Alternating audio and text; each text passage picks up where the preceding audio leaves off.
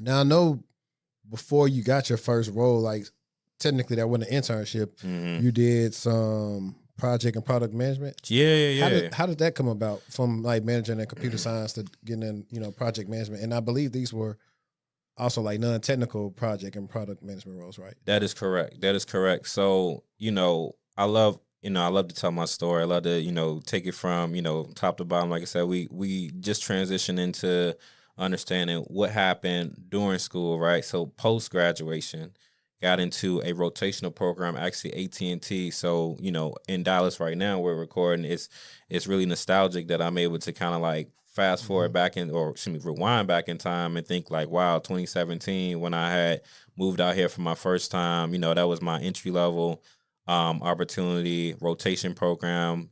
Amazing. I always, encourage those that are looking or don't know exactly what they want to do to get into those type of programs because it gives you so much exposure. You get a chance to meet leadership, and it gives you a better understanding of what you think you want to do.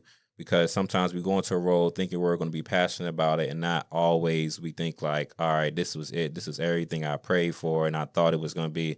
Like, no, it gave you opportunity to jump around a little bit. So got into that rotation program. Like you said, did those project management and product marketing roles, and it was good. I think that for that particular program that I was in, it specialized in cybersecurity. Okay. So although those roles weren't technical cybersecurity roles, they gave me a good foundation of cybersecurity outside of the technicalities.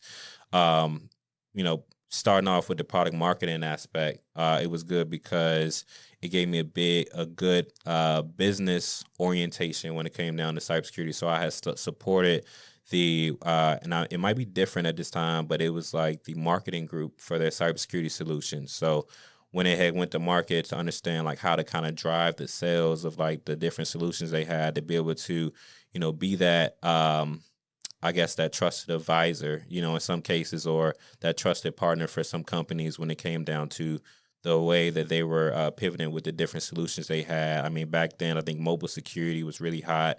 IoT security was just kind of like kicking off. So that's a team that I had supported both of them actually.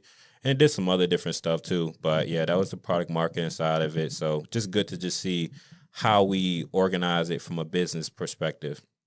And then project management had a chance to lead a network security project that was focusing on DDoS capabilities. And so I thought that was really keen. I always thought to myself, like, I want to be a project manager. This is going to be perfect. I had made a pivot actually to Atlanta for my next rotation, and I enjoyed it, but it was, for some reason, I'm not sure if it's that particular project, but it was just too it was too subtle for me. It was no excitement. I didn't gain a lot of it other than like managing people. It's when people hear project management, the misconception is that you're managing a project. No, you're actually managing those relationships, managing the attitudes, managing the people that want and don't want to get the job done. So I enjoyed it, but like I said, I just knew it wasn't really like for me.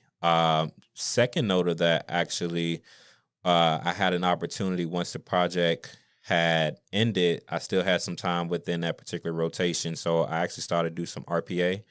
Robotic process automation is what it's called. And funny enough, a lot of people talk about AI today, and RPA has like a small piece of that when you think about, creating like different tasks. And I had to tap into, my background in programming to understand and, to tell the computer to do certain tasks to achieve that will allow us as, employees to step away from doing some of those manual day-to-day tasks, allowing a tool or, a computer to actually do those for us and being able to increase the productivity to do some other complex tasks. So enjoy both roles, but like I said, just wasn't exactly, my end all be all. Cool. Yeah. You said a lot. For example, one, I just released, well, not last week, but the week before that, I released the PMP, well, not the PMP episode, but it's about project management. Okay. And one of the things that Veronica was talking about was like how people don't realize, hey, this is a leadership role. Yeah. And you're going to be doing exactly what you said, managing those relationships and the how to figure out, those blockers and things like that to make sure that the project is going on.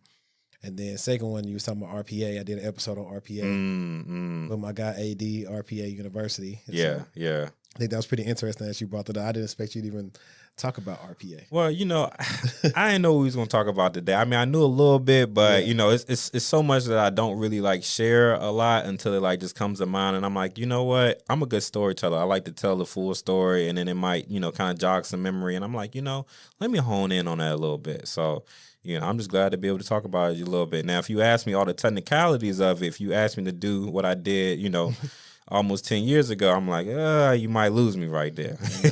We'll leave that for them to learn from AD. If y'all want to learn that, go to the RPA episode where AD was talking about RPA and helping people get into RPA, changing their lives and stuff like that. Yeah, no, that's tough.